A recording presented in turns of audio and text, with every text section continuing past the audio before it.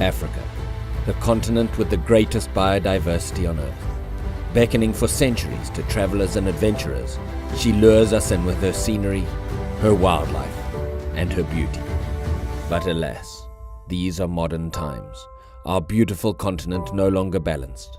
Fast-growing human populations and ever-expanding cities threaten to swallow these beautiful scenes. Hungry mouths threaten to consume her resources, and human greed threatens to push some species to the very brink of extinction. But there is hope. We have our conservationists, the protectors of our wildlife and our wild places. In modern times, the greatest conservationists of all are those who give wildlife value. Many of the well-meaning lovers of wildlife and conservationists are unwittingly voting against the balance and well-being of the wildlife they love so much. Indeed, if left unchecked, unmanaged and unprotected, it will be the tribal people of Africa who decide the fate of the wildlife, all of which will be used to fill stomachs and pockets until there is none left. This is a short journey, a final cry, a conservationist's cry.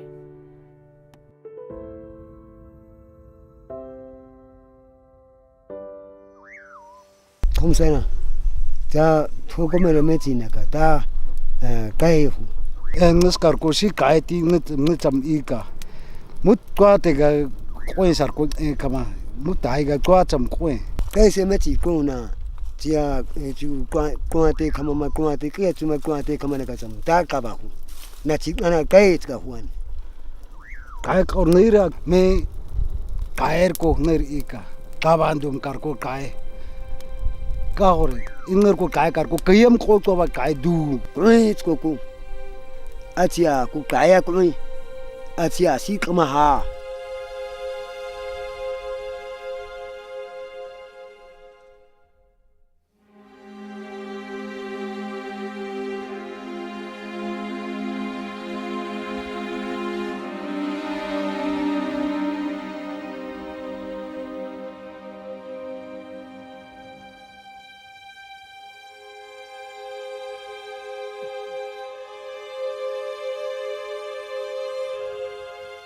Thase dum mangaska thase koi tama kama ko ngai tama ku kama thase koi tama kama si to kama sim to te ko ka to cha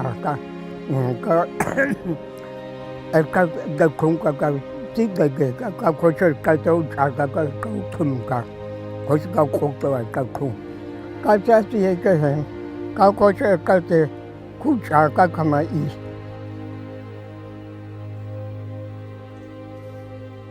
I kam ka te ka ku ka si ka hin sa ngai o ka si ma ka ta ko cha ka tu cha ka ma ka ko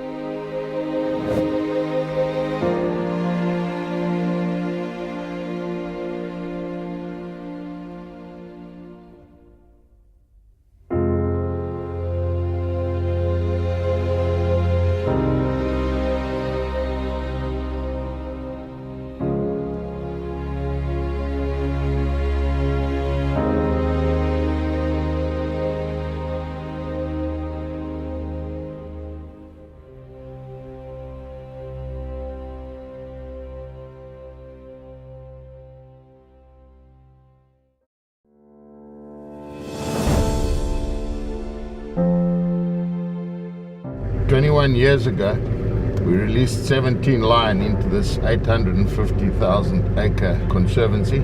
Today we have over 500 lion. The lion hunting has generated over $1 million of revenue, and that's what it takes to run a park like this, which is surrounded by a 450-kilometer fence with over 400 employees. It's a perfect example of how they have managed to sustain a wildlife area and have knock-on benefits for the community around it. We have 28 collared lion here, and I've had predator researchers based here doing research over the last almost decade. It looks like there's a bleak future for the research because we will no longer be able to afford to continue this research and maintain those collars if we're not getting the revenue from the hunting. This is the king of the beasts, and it's one of the few properties in Africa where their population is still expanding. Free-ranging population that is very important to the future of lion and their footprint in Africa, and it's in jeopardy at the moment.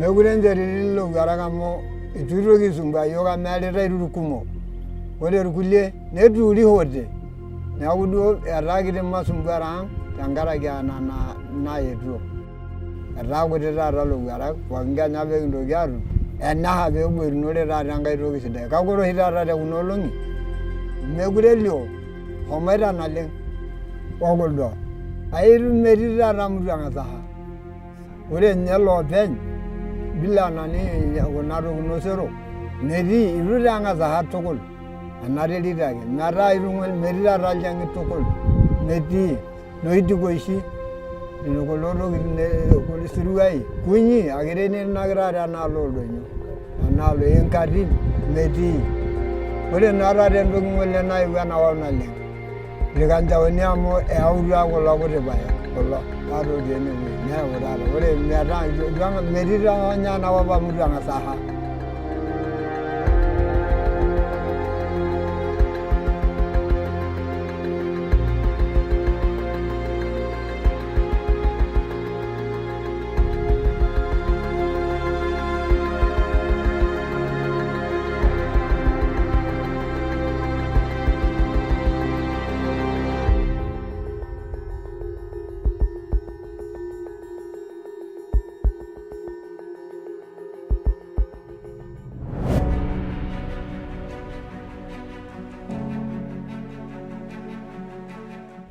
Namibia is a wonderful country with all the wildlife and the opportunity that we have to own the land and own the wildlife. That's the wonderful part about it. You know, the hunters come in and spend a lot of money here to make it possible for us to convert from cattle land, convert it back into a wonderful wildlife ranch where we could reintroduce all the wildlife that was here before. Game doesn't destroy the land like the domestic stock. They live with the land, and instead of overgraze it and really destroy the land, game is very sustainable. Hunting in Namibia is slowly becoming one of the biggest resources in Namibia. Through sustainable hunting and utilization of the game, it has just worked wonderful for Namibia, and it's grown by the year, and it's a great resource for the government, for the people, the animals. Everyone is benefiting out of it.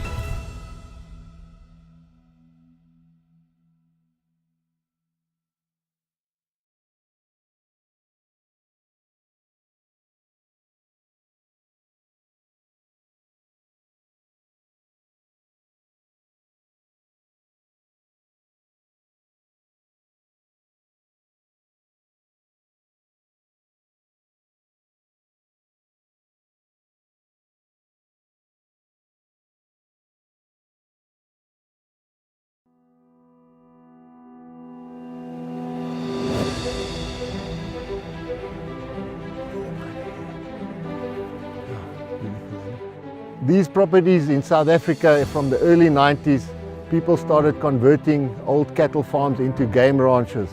In those days, they estimated that there were about 600,000 animals in South Africa, and today they estimate that there are between 16 and 20 million animals on these reserves. It's had a tremendous increase in biodiversity, and all this has been made possible by the huge influx of hunters' dollars. A few of these animals have to die. to support the others. If we hope to conserve these areas and we hope to preserve the wildlife, we will have to continue hunting. There is just absolutely no other way.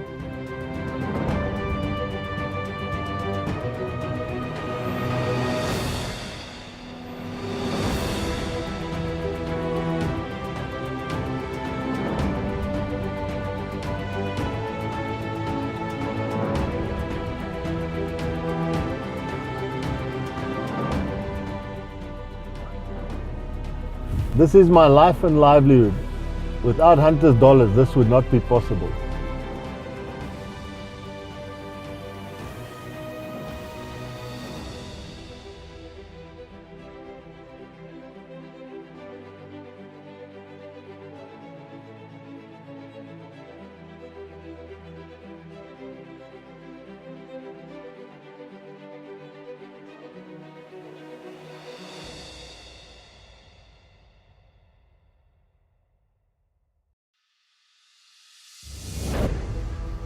I first set foot in the Zambezi Delta in 1995. There were only 1,200 buffalo back in those days. Today, thanks to hunters and hunters' dollars, we have well over 25,000. Sable, we had only a known 44 animals in those days. Today, we're close to 4,000. I often wonder where the game would be without the backing and conservation of hunters.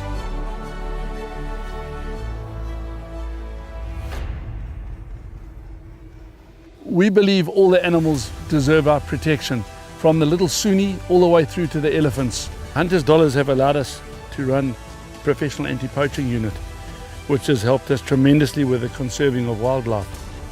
Today, my unit has found an area that the poachers are operating in. They found a couple of whip snares, and probably one of the worst is a gin trap.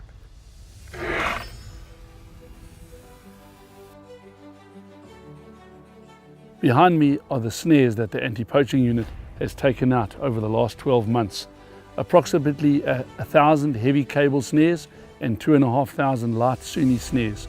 In addition to this, we take out about 100 gin traps plus per year. Without the hunters' dollars, we wouldn't be able to afford the wildlife the protection it so justly deserves. It is estimated that in 3 years, without this protection, the wildlife would be decimated.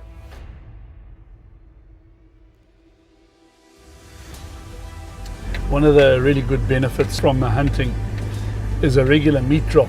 Our season runs from April to the end of November, and during that time, whatever meat we don't utilize within the camps is delivered to the local villagers. On average, they'll probably get around about 10 pounds of meat a week during peak season per household, so it's made quite a change to their lives. These regular meat drops have been really effective in curbing the poaching with our local villagers. It's been a long journey, but it's been worth it.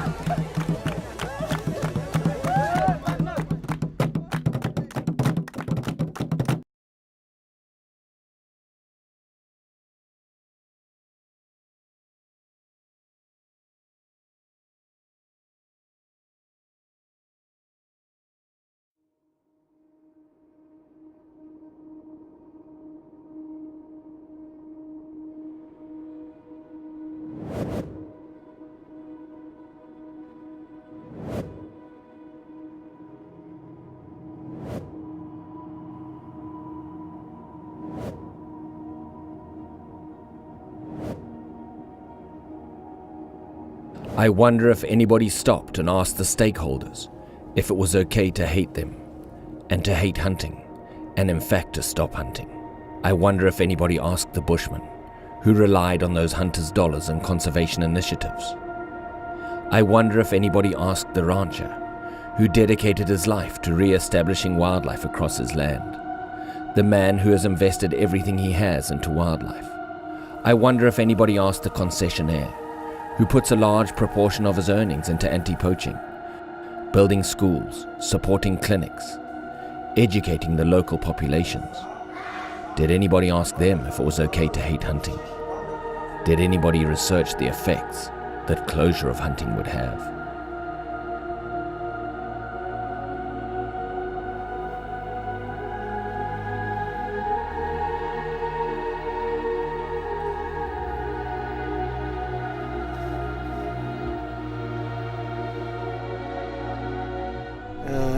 kwa tira ho tam go ka atega wildlife ne ka o ka lokwa se ko khoya ka kama wa atega go khaite da khaskhas ko kwana au ta